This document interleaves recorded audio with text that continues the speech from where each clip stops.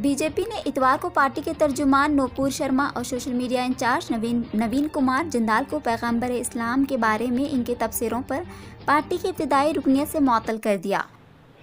BJP और देश के प्रधानमंत्री की सरकार को, नरेंद्र मोदी और उनकी सरकार को 10 दिन लग गए।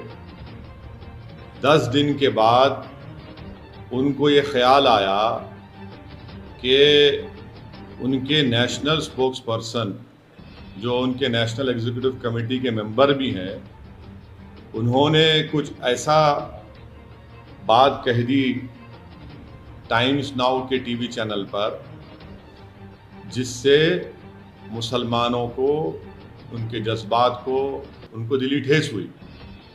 10 दिन के बाद कैसे ख्याल आया प्रधानमंत्री को, जबकि हर प्राइम टाइम शो लोग बोलते हैं प्रधानमंत्री खुद बैठकर देखते हैं। तो 10 दिन के बाद बीजेपी रिएक्ट करती है, और कब रिएक्ट करती है? जब देश के वाइस प्रेसिडेंट ख़तर को पहुंच रहे हैं, तो प्लेन में होते हैं तो उनसे कहा जाता है कि आपका जो बैंक्वेट था वो कैंसिल कर दिया गया है। तो जब देश के वाइस प्रेसिडेंट ख़तर में होते हैं, ख़तर की सरकार हमारे देश के एम्बेसडर को बुलाकर उनसे कहती है कि आप माफ़ी चाहें, क्योंकि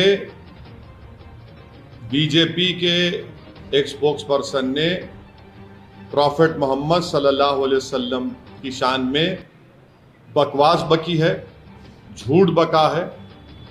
तो उसके बाद आप देखते हैं कि फ़ौरन बीजेपी हरकत में आती है और बीजेपी अपने नेशनल स्पोक्स पर्सन के खिलाफ उसको सस्पेंड करती है। मैं देश के प्रधानमंत्री को, जब भिवंडी में मैं जनसभा को एड्रेस कर रहा था, उस वक्त भी प्रधानमंत्री से अपील किया कि आप देश के प्रधानमंत्री हैं, आप अपने नेशनल स्पोक्स पर्सन के खिलाफ एक्शन लीजिए।